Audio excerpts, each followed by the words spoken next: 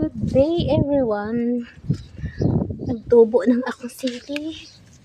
Sili. Ang daming sili. Ang sili pa.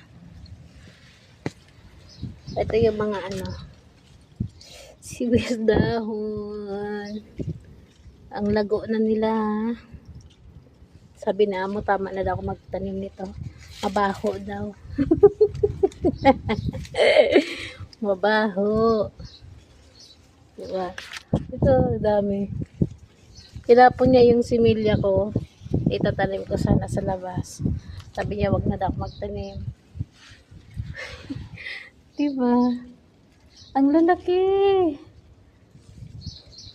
Ang tataba. Yeah, actually, ako din. Natutuwa ako dito sa mga tanim ko.